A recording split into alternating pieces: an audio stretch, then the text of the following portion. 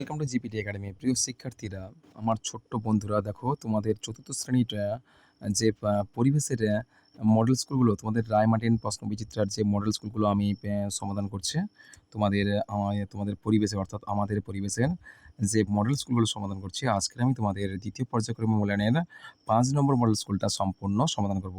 আর এটা হচ্ছে স্কুলটা হচ্ছে বেলেডাঙ্গা CRGS প্রাথমিক বিদ্যালয়ের এই মডেল স্কুলটা সম্পূর্ণ আমি তোমাদের আলোচনা করব। চলো, তোমাদের 5 নম্বর রোম মডেল স্কুলের প্রথম প্রশ্ন দেওয়া আছে, দেখো একের দাগে দেওয়া আছে, সঠিক উত্তরটি বেছে নিয়ে লেখো। কেমন? তাহলে তাহলে একের কয়ের দাগের কি প্রশ্নটা দেওয়া আছে? শীতকালের রাত কি হয়? শীতকালের রাত কি হয়? বড় হয়। শীতকালে কি হয়? রাত কিন্তু বড় হয় আর দিন ছোট হয়। আর গরমকালে কি হয়? রাত ছোট হয়, দিন বড় হয়। কেমন? বেশ, পরের প্রশ্ন দেখো, ক্ষয় দাগের প্রশ্ন দেখো, উদ্ভিদ পরিবেশকে কি করে? দূষিত করে না বিশুদ্ধ করে? আমরা জানি বিশুদ্ধ মানে কি? পরিশুদ্ধ। তাহলে উদ্ভিদ পরিবেশকে বিশুদ্ধ করে। কি করে? বিশুদ্ধ করে। কেমন? পরের প্রশ্ন দেখো, পৃথিবীর কয়েক দাগের প্রশ্ন চলে এলাম আমরা। পৃথিবীর একটি উপগ্রহ কি আছে? চন্দ্র। পৃথিবীর একটি উপগ্রহ হচ্ছে চন্দ্র বা চাঁদ। কেমন? পৃথিবীর ও একটি নক্ষত্র হচ্ছে সূর্য, আর পৃথিবীর একটি উপগ্রহ হচ্ছে চাঁদ। কেমন? এটা হচ্ছে তোমাদের সঠিক উত্তর। পরের প্রশ্ন দেখো, আলোর বিপরীত না উপর দিকে ছায়া পড়ে? আমরা জানি আলোর বিপরীত দিকে, আলোর বিপরীতে, আলোর উপর দিকে নয়, আলোর বিপরীতে কিন্তু ছায়া পড়ে। কেমন? আলোর বিপরীতে কি করে? ছায়া পড়ে। বেশ, পরের প্রশ্ন দেখো, ঘয়ের চলে গেল। আর থেকে প্রশ্ন দেখো, চাঁদ পৃথিবীর চারিদিকে কী করছে? পশ্চিম থেকে পূর্ব দিকে ঘোরে। পশ্চিম থেকে পূর্ব দিকে ঘোরে। মানুষের প্রথম কাজের ধাতু কোনটা? হচ্ছে তামা। মানুষের প্রথম কাজের ধাতু কোনটা? হচ্ছে তামা। আমরা 2 দিকের প্রশ্ন চলে এলাম। ঠিক বাক্যের পাশে টিক চিহ্ন এবং ভুল বাক্যের শেষে গুণিতক চিহ্ন দাও। দেখো, 2 কয়েক দাগের প্রশ্ন বলছে, একমাত্র পৃথিবীর গ্রহেই প্রাণ আছে। অবশ্যই সত্য। একমাত্র পৃথিবী গ্রহেই প্রাণ আছে, আর কোনো গ্রহে প্রাণ নেই। কেমন? ক্ষয় দিকের প্রশ্ন দেখো, ক্ষয় দিকের প্রশ্ন হচ্ছে, ছায়ার দৈর্ঘ্য সবচেয়ে ছোট হয় সকালবেলা। এটা কিন্তু ভুল। ছায়ার দৈর্ঘ্য সবথেকে ছোট হয় দুপুরবেলা, অর্থাৎ দুপুর 12টার দিকে ছায়ার দৈর্ঘ্য সবথেকে ছোট হয়। আর সবথেকে বড় হয় কোনটা? না, একদম সকালের দিকে বা বিকালের দিকে সবথেকে ছায়ার দৈর্ঘ্য বেশি হয়। দেখো, গয়ের দিকের প্রশ্ন দেখলাম, একটি ভেষজ উদ্ভিদ হলো তুলসী। এটা কিন্তু সত্য। একটি ভেষজ উদ্ভিদ কিন্তু তুলসী। কেমন? দার্জিলিং, তো প্রশ্ন দেখো, দার্জিলিং এ আলু চাষ খুব ভালো হয়। কেননা দার্জিলিং, দেখো দার্জিলিংয়ে আলু চাষ ভালো হয়, এটা ভুল। সঠিক উত্তরটা হবে দার্জিলিংয়ে চা চাষ ভালো হয়।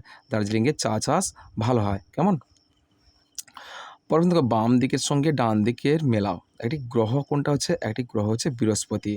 আমরা জানি আমাদের সৌর পরিবারে মোট 8টি গ্রহ আছে। কী কী গ্রহ বলো তো? বুধ, শুক্র, পৃথিবীর মঙ্গল, বৃহস্পতি, শনি, ইউরেনাস, নেপচুন।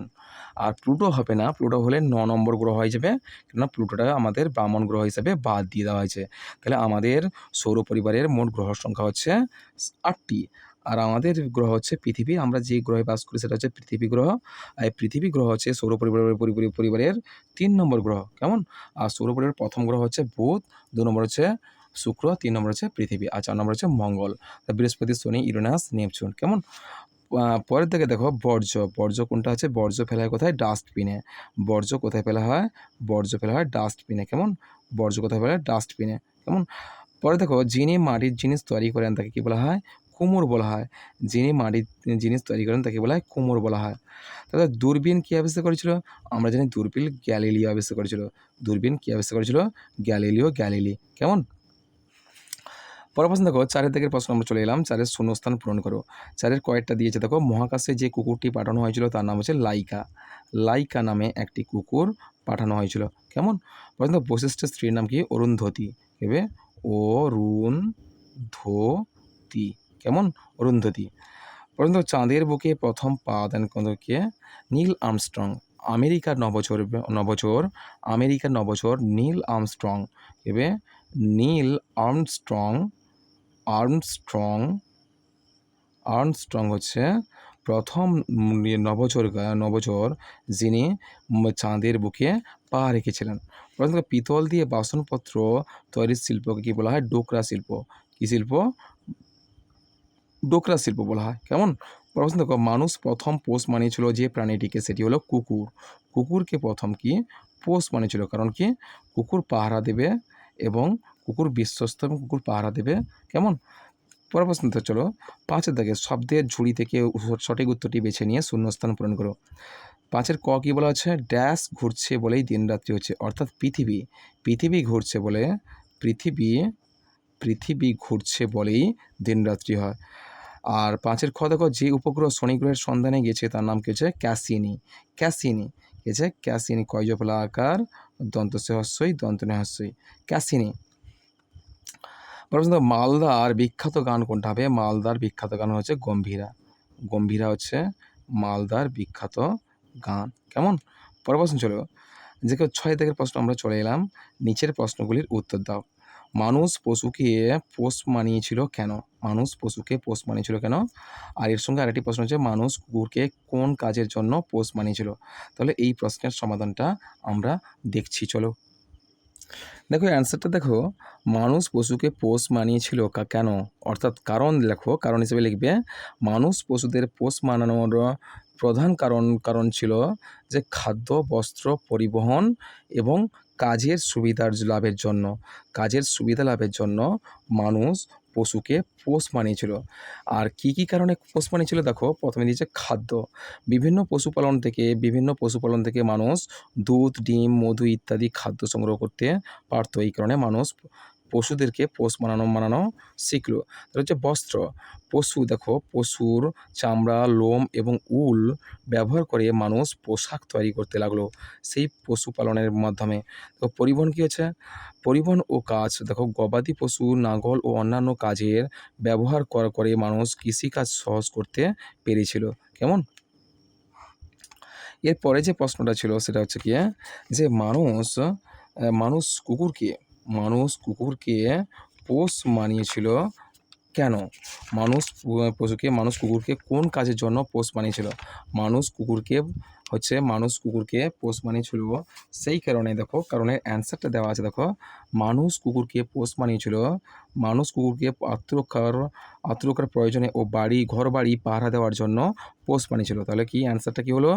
মানুষ কেন কুকুরকে পোষ মানিয়েছিল? উত্তর হবে, মানুষ কুকুরকে আত্মরক্ষার প্রয়োজনে ও ঘর বাড়ি পাহারা দেওয়ার জন্য পোষ মানিয়েছিল। কেমন? চলো পরের প্রশ্ন আমরা দেখে নিই। পরের প্রশ্ন বলা হচ্ছে, দাহ্য বস্তু কাকে বলে? দুটি দাহ্য বস্তুর উদাহরণ দাও। দেখো, আমরা দাহ্য বস্তু জানি যে বস্তু সহজে দহন বা পুড়ে যেতে পারে। যে বস্তু সহজে দহন হতে পারে সেই বস্তুকে আমরা কি দাহ্য বস্তু বলবো। তোমাদের বইতে দেওয়া আছে, দেখো এখানে পদার্থ দেওয়া আছে। পদার্থ মানে কি? সেই বস্তু। যেসব বস্তু বা পদার্থের জায়গায় তোমরা বস্তু দিয়ে দিতে পারো। যেসব বস্তু খুব সহজেই জ্বলে যায় তাকে দাহ্য পদার্থ বলে। আর এই কয়েকটি দাহ্য পদার্থের নাম বা দাহ্য বস্তুর নাম বলো। এখানে পদার্থ কেটে দিয়ে তোমরা বস্তু দেবে। কেমন? বস্তু। তাহলে কয়েকটি দাহ্য বস্তুর নাম হলো কি? পেট্রোল, কেরোসিন, বাজি। এগুলো কিন্তু দাহ্য বস্তুর উদাহরণ।